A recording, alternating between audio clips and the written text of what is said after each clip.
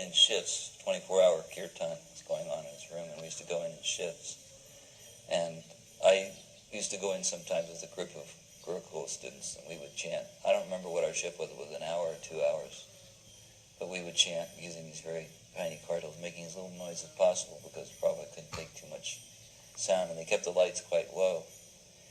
And so Tamal Krishna Maharaj, as I remember, asked me to chant, to lead the chanting.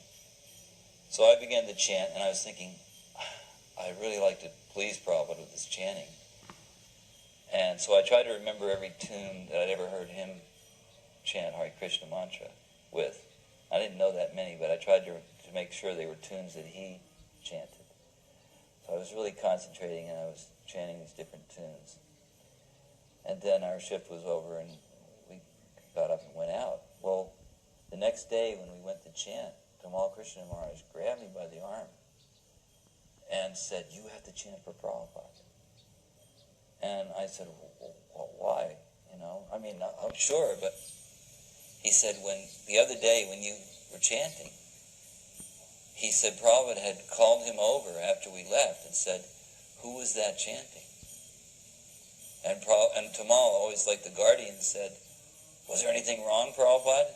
And Prabhupada said, "No." He said, "It was nice. It was very nice," he said. So that was one. And then on another occasion, a Yodhapati, who is now B.B. Govinda Maharaj, I don't know his sannyas name, but anyway, his name at that time was a Yodhapati, and I were in Prabhupada's room, and they asked us if we would like to help with massage Prabhupada. And so people were massaging somebody was massaging his head, some people were massaging arms, legs, and Yodhapati and I each had 1 foot. And so we were massaging Prabhupada's feet. And I was feeling like I've always wanted to get the touch from Prabhupada's feet. And I never had the opportunity, and we were always worried about doing it anyway because, it was a little bit discouraged. And so we each had 1 foot. And I turned to a Yodhapati, and I only know this because he told me.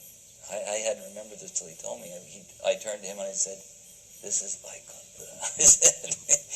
And it was like, we just felt like we were in the spiritual world, with Prabhupada, just massaging his feet and, just doing that as a service. It was real nice.